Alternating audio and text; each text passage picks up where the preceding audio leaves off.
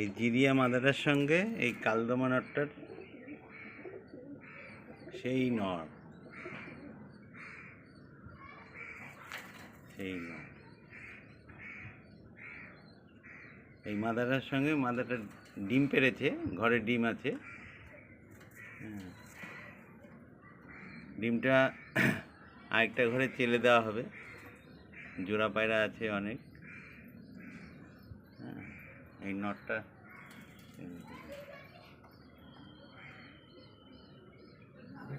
আর এই মাদিটা এই নট।